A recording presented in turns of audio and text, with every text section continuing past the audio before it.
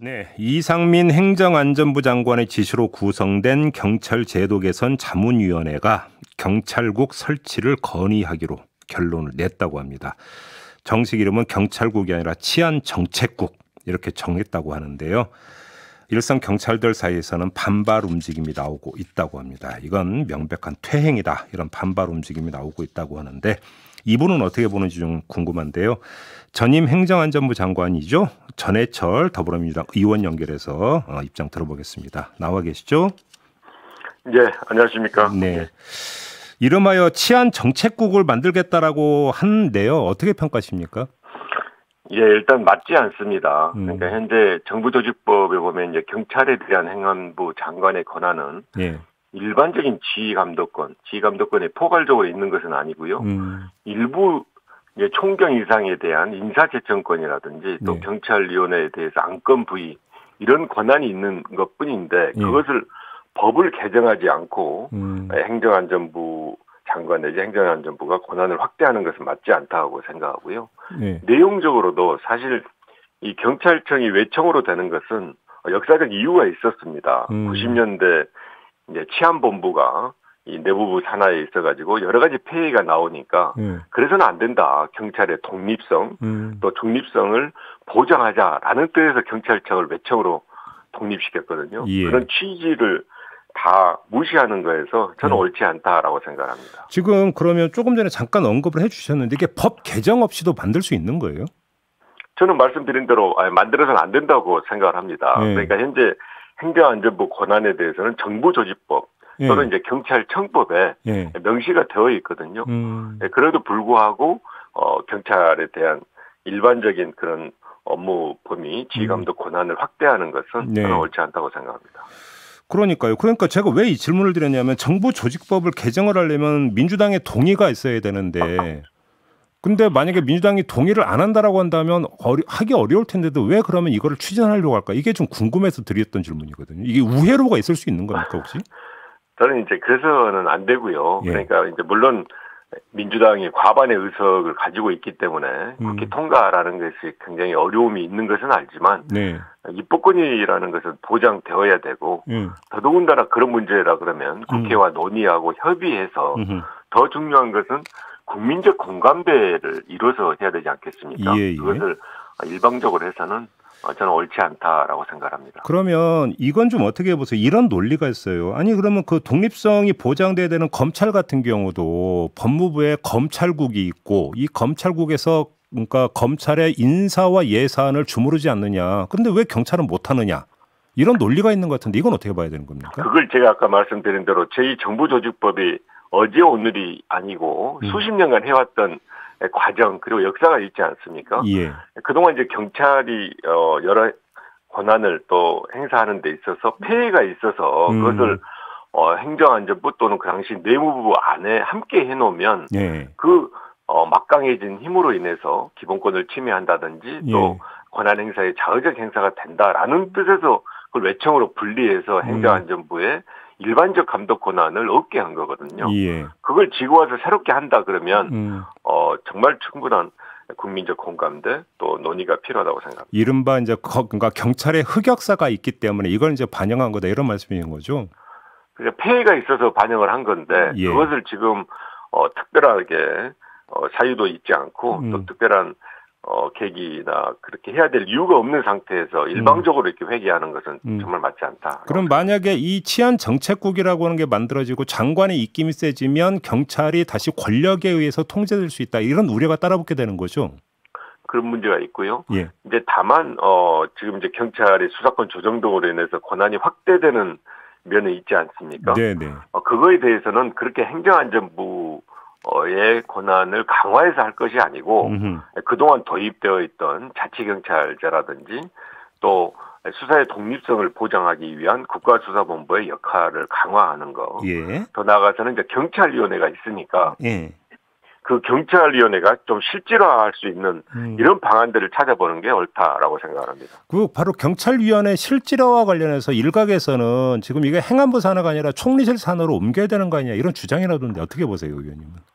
이제 그 부분에 대한 내용이 지난 2017년에 경찰개혁위원회에서 이제 주장을 했던 것인데요. 예. 그것만이 문제가 아니고 현재 자문위원회로 되어 있는 것을 합의제 중앙 행정기관으로 한다든지 여러 가지 방안이 있습니다. 권한을 오히려 강화시켜줘야 된다? 예. 그렇습니다. 그런 맥락에서 이제 생각하는 건데 예. 충분하게 앞으로 논의는 할 수 있다. 그리고 그런 부분으로 방향성을 가지고 논의할 필요도 있다라고 생각합니다. 또 한 가지 이상민 장관이 취임하자마자 그 경찰위원회가 있음에도 불구하고 경찰 제도 개선 자문위원회라는 걸 따로 꾸려가지고 지금 이제 그 뭐 치안 정책국 신설 방안이 도출이 됐는데 왜 그러냐면 결국은 현재 경찰위원회 위원들이 문재인 정부에서 그 임명된 사람들이기 때문에 이걸 피하려고 만든 거 아니냐. 그래서 신구 정권 간의 대립 내지 갈등 프레임에서 이걸 묘사하는 시각이 있던데 이건 어떻게 봐야 되는 겁니까? 저는 그렇게 생각하지는 않습니다. 죄송합니다. 일단 이제 개선 자문위원회 어떤 법상 근거라든지 등등에 대해서 제가 잘 알지 못하고 또 분명히 밝혀진 게 없어서 그 자문위의 성격을 이야기하는 것은 어렵습니다만은 경찰위원회하고 관계에서 신구 정부 간의 갈등이다라고 생각하는 것은 저는 뭐 좀 비약이다. 그리고 뭐 그렇게까지 생각하지는 않습니다. 그렇게 보시는 거고요. 예. 아무튼 치안정책국 신설은 뭐 이름이 뭐가 되든지 간에 그 좀 시대 흐름하고는 좀 역행하는 것이다. 이런 판단이신 거네요. 정리라면. 그렇습니다. 예, 근거도 부족하고요. 예. 그런 의미에서 저는 뭐 그대로 진전해서는 안 된다라고 생각합니다. 알겠습니다. 의원님 모신 김에 당내 문제 좀 여쭤봤으면 좋겠는데 혹시 의원님 그 전당대회 도전하실 계획이세요? 예, 고심 중에 있고요. 여러 이야기를 많이 듣고 있습니다. 그리고 필요하다면 저도 출마도 할 수 있다고 현재까지는 생각하고 있습니다. 근데 아마 보도를 보신 것 같은데 이광재 전 의원이 이재명 의원, 홍영표 의원과 함께 의원님까지 포함해서 이 세 분은 불출마하는 게 낫지 않느냐 이런 의견을 피력을 했던데 어떻게 받아들이십니까? 예, 당내에서 이런 의견이 있습니다. 굉장히 이제 좋은 뜻으로 이야기를 하고 있고요. 그래서 제가 바로 출마 선언을 하지 않고 이런 분들의 의견을 잘 들어서 당에 필요한 일이 무엇인가라는 부분에 대해서 고민하고 있고 오랜 시간을 걸리지 않고 제 의견을 이야기할 예정입니다. 그러면 의원님 좀 그 확인차 이렇게 그러면 질문을 바꿔서 드려볼게요. 그러면 예를 들어서 이재명 의원이랑 홍영표 의원의 출마 여부와 의원님의 출마 여부가 연동이 되어 있다. 이렇게 혹시 이해를 해야 되는 겁니까? 예, 반드시 연동되어 있지는 않고요. 지금 이제 당에서는 사실 지난 지방선거 대선 패배로 인한 굉장히 위기 상황을 극복하자는 많은 분들의 노력이 있지 않습니까? 예. 그분들이 이야기하는 것에 여러 방향이 있습니다. 그게 당을 혁신적으로 하고 또 무엇보다도 당이 그동안 해왔던 것에 대한 반성 성찰에 기해서 어떤 이야기 또 어떤 깃발을 들고 해야 될 거라는 등에 대한 이제 논의가 많이 있죠. 예컨대 가장 이제 본질적이다 하는 것은 그동안 민주당이 서민 중산층을 위한 정당이라는데 무슨 정책을 했었냐. 그리고 이 소득 자산기의 불평등 같은 경우 또 인구 감소나 지역 불균형 이런 부분에 대한 정책들을 제대로 했냐. 그리고 이걸 하기 위해서 정당 개혁이나 정치 개혁에 대해서 실질적인 노력과 실천 방안이 있었냐라는 이야기를 하고 있어서 저는 그분들이 이야기하는 그런 논의에 함께 당연히 해야 되고요. 그런 과정에서 만약에 이번 전당대회에 대한 우리의 어떤 리더 또 전당대회 대표는 이런 모습이어야 된다라고 이야기할 때는 저는 당연히 거기에 호응하고 제가 할 수 있는 것을 또 찾아야 된다고 생각합니다. 그러면 의원님께서 보시기에 민주당의 핵심 문제는 정책 색깔과 정책 내용이 좀 부실하다. 바로 이 점으로 좀 꼽으시는 겁니까?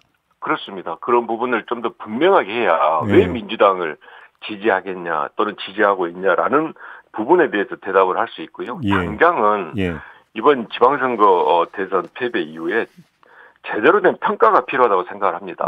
그러니까 대선 이후에 제대로 평가를 하지 않아서 대선의 연장선상에서 그런 후보도 나오고 또 그런 연장선상에서 당이 쭉 진행을 하다 보니까 훨씬 더 대선보다도 큰 패배를 당하지 않았습니까? 그런 면에서 일단 대통령 선거와 지방선거에 대한 냉철한 그리고 합리적 객관적인 평가가 필요하다라고 생각합니다. 지금 전당대회 규칙을 바꿔야 된다는 목소리가 조금씩 나오던데 의원님은 어떤 견해세요? 저는 기본적으로 그런 이제 규칙을 바꾸는 것은 이와 같이 시기적으로 당면에서 해서는 안 된다고 생각을 합니다. 그러니까 이런 부분이 있다면 충분한 논의를 해서 필요한 것들은 공론화해야지. 예를 들면 전당대회에 대한 것은 후보 등록 개시 90일 전까지 확정하도록 되어 있거든요. 그런 규정을 이미 넘기기도 하고 제가 이제 또 하나 예를 들자면 결국 정당이 잘 되기 위해서 시스템 정당이 되기 위해서는 공천이나 경선에 관한 여러 규정들이 합리적으로 조정할 필요가 있는데 예를 들면 당헌의 공천에 관한 규정은 1년 전에 결정하여 공표하도록 되어 있습니다. 이런 당헌 규정이 있는 이유가 후보자들에게는 예측 가능성을 주고 또 자의적인 행사를 막기 위해서 이런 규정을 두고 있는데 이런 부분들을 기본적으로 무시하는 그런 룰 변경은 옳지 않다 생각을 합니다. 다만 이제 지금 일부에서 이야기하는 대의원의 비중과 또 권리당원의 비중이 지나치게 한쪽으로 편중되어 있는 이런 조정은 가능하지만 본질적 변경은 해서는 안 된다라고 생각합니다. 하더라도 미세 조정으로 그쳐야 된다는 말씀이시고요. 그렇습니다. 우상호 비대위원장이 어제 수박이라는 단어를 못 쓰게 하겠다고 선언을 했는데 어떻게 평가하십니까, 의원님?